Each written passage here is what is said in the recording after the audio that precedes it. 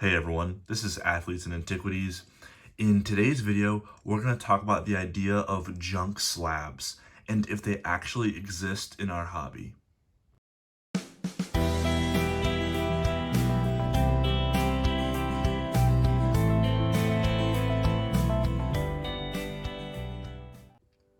So, do junk slabs actually exist? Well, for the SparkNotes answer, yes. And they've existed in sports cards for a long time, and we're only now just starting to see the tip of the iceberg in Pokemon. So when I say junk slabs, what do I mean? I have my own little, I'm sure I'm not the first person to think of this definition, but the definition that I use for a junk slab is a graded card purchased for the purpose of selling down the line for a profit that has overwhelming odds against it to appreciate. Now the key in there is that this only applies to cards that are purchased for the sole purpose of selling for a profit. So a card purchased by a collector, it can't be a junk slab. If I'm a collector of PSA 9 commons from WotC, if I genuinely love these cards, that's not a junk slab. It's impossible. A junk slab, it can't be a junk slab if you actually collect that. Now, if I buy a ton of those cards to try and sell down the line for a profit, then that card becomes a junk slab. So that card can go from being a junk slab to not being a junk slab, or vice versa, depending on who owns it. So going back to the idea of junk slabs have existed in sports cards for years. So at card shows, I have a few sports cards up here with my Dominique Wilkins and an old Bobby Lane from '56. I go to card shows a lot in my area, and it's mostly sports, but there is a good amount of Pokemon there, but it's a predominantly sports card show. And it's not uncommon to see a bin at someone's table of slabs for $5 or less. Slabs can be $5, $2, $1 a slab. And these aren't cards like this. They aren't just poor, beat up old cards. You can find PSA 9s of players that have gone to Pro Bowls in these bins. I have some here. Here's a Reggie Bush, 2006 Topps Gold. Reggie Bush was a phenomenal running back for the Saints. And you can find his gold rookie card in PSA 9 for $5, for $10. You can find Barry Bonds. This is from the Junk Wax era, so it definitely doesn't help its case, but Barry Bonds, one of the best baseball players to ever play the sport. You can find a PSA 9 pseudo rookie of his for $10 in these cheap bins. And there's plenty of other, I haven't bought in a lot at the $2 or $3 range, but they definitely exist at these shows, and you can buy them readily.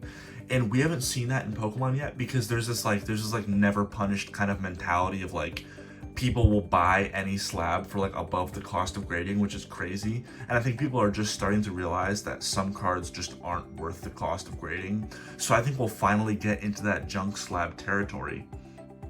But yeah, so like those cards that I showed, they've fallen into obscurity. These are players, well, the Barry Bonds hasn't fallen into obscurity, but Reggie Bush is a good example. So this was a good player from the 2000s. He's fallen into obscurity despite going to many Pro Bowls. He's an all-star, but he failed to reach the athletic prowess of athletic immortality, and that's getting in the Hall of Fame. So because he's not a Hall of Fame player, the hobby kind of left him behind. And unless you're a diehard Saints fan or someone just looking through a bin like me, there's not many avid Reggie Bush collectors out there because he missed that mark for football immortality. Now, there's not that exact one-to-one comparison with Pokemon, because there's no real Hall of Fame for Pokemon, but there are cards that can fall into that obscurity. The hobby can leave these cards behind, just like people leave those Pro Bowlers that didn't do much past that from the 90s and early 2000s, and I'm going to show some of them. It's very possible that the hobby will leave behind, I don't even remember what this rarity is called, it's like it's like an ultra, it's like a Prism Star card or something. These things were from the Sun and Moon era, only in a few sets. it wouldn't, they aren't rare. They were in, it was like a reverse hollow slot card. I wouldn't be surprised if the hobby leaves these behind and they fall into obscurity.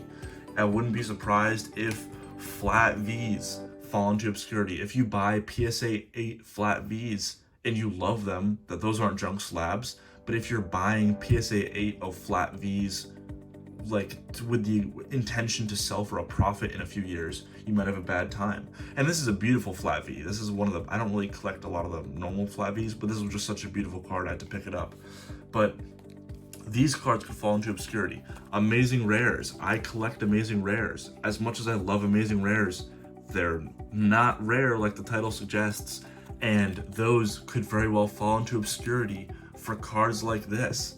This is becoming the new wave of the new current hype is character rares, alternate arts, just beautiful art in general. People don't really like the rarity is important with alternate arts, but as seen with character rares, even though they're common as hell, they're still very they're kind of like taking over the hobby.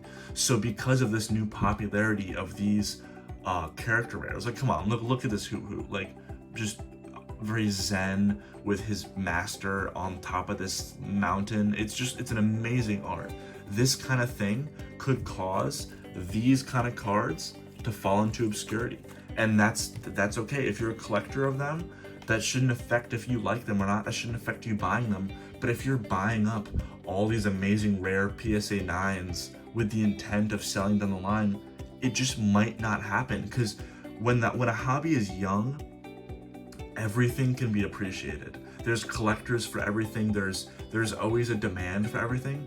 But as this hobby gets larger and larger, there's more and more rarity types, there's more and more things to collect, it's much easier for certain things to slip through the cracks. When the only thing out there was WotC and EX era, nothing was really slipping through the cracks. There wasn't as much knowledge in the hobby. People might not have known about the Illustrator, for example, but it wasn't like people just didn't care about a certain type of set card. People were completing binders back when it was feasible to complete a binder by opening like 2 booster boxes or whatever.